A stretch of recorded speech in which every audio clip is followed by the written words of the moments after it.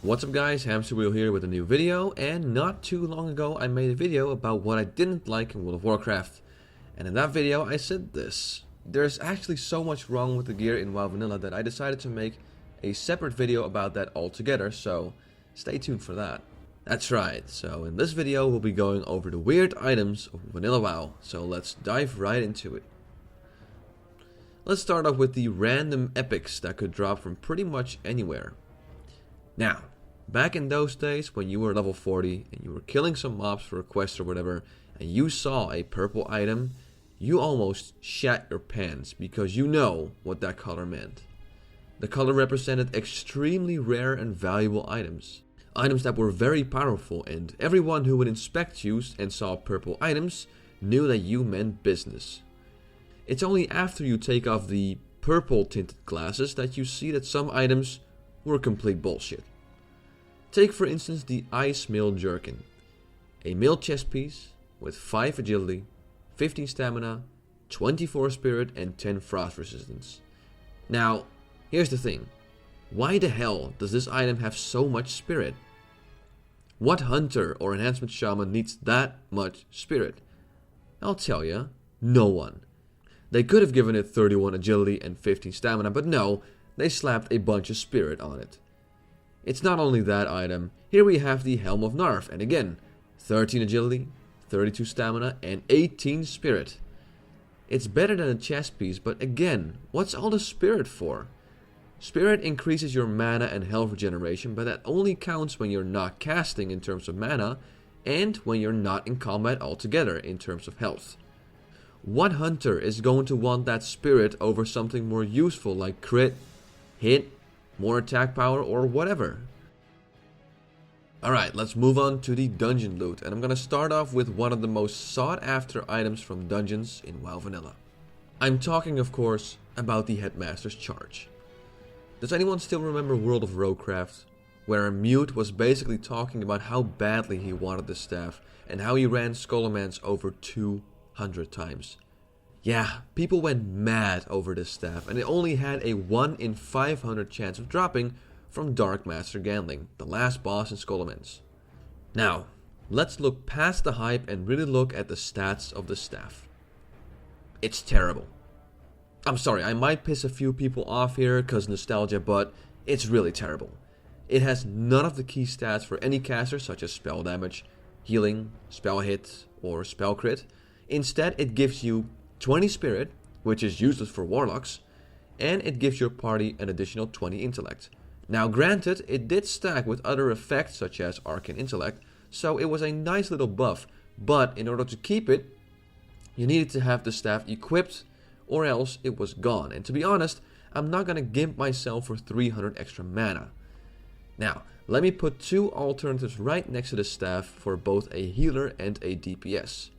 Would you still go with the Headmaster's Charge? Of course you won't, because it's garbage. And even today on private servers, no one bothers to get it. It's in none of the pre-raid best in slot lists, and other than bragging rights and maybe that extra intellect buff, no one really gives a damn about this staff. Moving on to another famous item, or items actually, I'm talking about the Dalrend swords from Upper Blackrock Spire.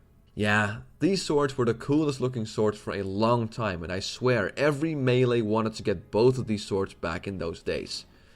So much in fact that it sparked a complete flame war on Thoughtbot of people trying to justify why this was best for warriors or why this was best for rogues. As if that would help them in any way in trying to get the other guy to pass when they dropped. So, why are these swords in this video then? Well, let's look at the first sword, Dalrend's Sacred Charge. It has 2.8 attack speed, some strength, and 1% crit chance, which is a perfect weapon for a rogue or a fury warrior. Now let's get to the second weapon, Dalrend's Tribal Guardian. Now at first glance, this looks like a great tanking weapon. It's got a fast attack speed, some armor, and increased defense rating. But oh wait, it's an offhand sword. That's right, an offhand sword with tanking stats. What the hell were they thinking? If it wasn't for that great set bonus and the cool looks, no one would get this item. You'd either fetch a Crow Blade from the auction house if you were a Fury Warrior and were still looking for an offhand, or a dagger if you were a rogue. So again, this overhyped item is terrible. Now, I already mentioned this in my what I didn't like about WoW Vanilla video, but I'll mention it again. Back when the majority of people were still doing dungeons, you had the so-called Dungeon 1 set. An 8-piece armor set for each class, and since it was a set, everyone went full completionist and tried to get the entire set. Often even selling much better items because, oh, I want the full set looks so awesome. But again, look at these items. Look at the caster items. All they gave you were some stamina, intellect, and spirit. No spell damage apart from the 4 set bonus, no spell hit, and no spell crit. You basically had 8 pieces that gave you nothing but a bit more survivability. It did jack shit for your DPS, and Blizzard even knew they messed up because later in Vanilla, they released the Dungeon 2 set, which was basically an upgraded version of the original Dungeon set, hence why people call it Dungeon 2 set, and those items did have spell damage, or spell hit, or whatever. So yeah, those dungeon sets, once again, overhyped pieces of crap, for the most part. I mean, the Warrior, Hunter, and Rogue set were pretty decent at least, but there you go. So let's move on to tier items, because the terrible stat choices on items didn't just stop in dungeons. Oh no, they were present in raids too. So let's start off with shamans. Now, pretty much every shaman back in Vanilla was spec'd as a healer, and they relied on MP5 for their mana regeneration, as they had no talents to keep that going while casting. So, what did Blizzard do with their tier set? They gave a 112 spirit. Just, what the actual fuck? Why not give the items more MP5 instead of spirit? It's useless, apart from the fact that you need 2.5 seconds less to gain mana when you're drinking. Shamans weren't the only ones that got screwed over. The whole tier 1 set of warlocks had a total of 51 spirit. Again, what is a warlock gonna do with spirit? First of all, they don't have talents to keep mana regeneration going in combat, and second, they can life tap. Why not get rid of that stupid spirit and give him a bit more stamina, or spell damage? Anything other than spirit. The items themselves weren't the only thing that didn't make sense. Oh no, Blizzard also made some brilliant design choices in terms of set bonuses. Here we have the preset from Zul'Gurub, and the items itself are actually pretty good. They got some good healing, a bunch of spirit that priests actually benefit from. All in all, they're pretty good items. But then you look at the bonus that you get when you have 3 items equipped. Increase the range of your Smite and Holy Fire spell by 5 yards. What the hell? This set is obviously aimed towards healers, yet you're gonna give us a 3 set bonus that is beneficial to Smite priests. To Smite priests. If you're a Smite priest, you wouldn't be wearing any healing gear to begin with. You'd go for the stuff with damage and healing. Again, what a useless set bonus, and that while the other 2 actually kind of make sense. So close, Blizzard. So close. So let's look at one more Zul'Gurub set, and that is the Druid one. Again, Druids were mainly healers in Vanilla, and we have a pretty good set bonus for Druids with a bunch of healing, spirit, intellect, and stamina. I mean, the necklace is a little weird, but I guess that 2% extra crit for Wrath and Starfire makes it kind of okay for balanced Druids, I guess. So all is fine.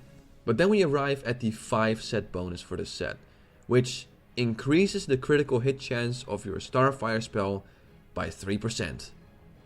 I mean, what balanced druid is gonna wear 5 items that are mostly aimed towards resto druids just to get that 3 crit bonus? What moonkin will sacrifice a shitload of potential spell damage and spell hit for that? I'll tell you who. No one. Speaking of druids, let's look at PvP items real quick.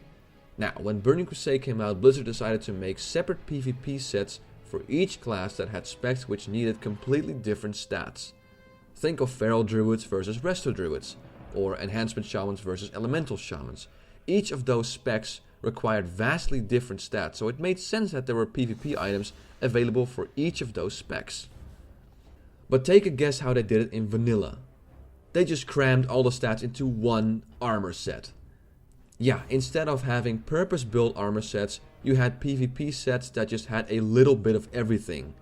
For instance, Here we have the blue Druid PvP set. In order to get this, you needed to become a rank 10 in PvP, which was no easy task and it cost a lot of time. So after you've invested all the time, what do you get? Well, these items you're looking at right now. Just look at them. They have a little bit of everything and some damage and healing, which means it's suboptimal for each spec, while classes such as rogues or warriors had much better PvP sets, so classes like the druids got screwed over. Like honestly, you were much better off taking all that time and just do dungeons and putting your own set together for whatever spec you had. I remember being a druid in retail and admiring people's PvP gear. I saw the amazing set that mages were wearing and I was anxious to find out what I could get once I got high enough rank in PvP. I looked up the items and I was disappointed. Disappointed because they were no better than most of the items that I had as a balanced druid, which by the way were random blues from dungeons. So, was it all bad in vanilla? Well, no.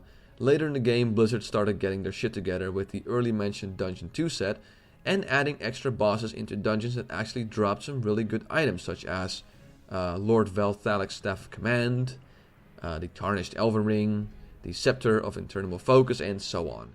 But yeah, it was quite clear that there were many things wrong with the items in WoW Vanilla, and since I'm such a fan of gearing up characters, doing research in terms of what items to get, I always looked at those items and felt like exposing how god-awful they were and how much we praised them back then, simply because of that color, or the fact that it was a set and that we needed that full set cause completionist and bragging rights. Well, that was my little trip into the world of terrible items in vanilla. I hope you enjoyed it as much as I did, because I had a lot of fun looking at these items and realizing how stupid I was back then for wanting them. And hey, if I'm wrong about an item I listed or you have a similar story to share, then please do so in the comment section below this video.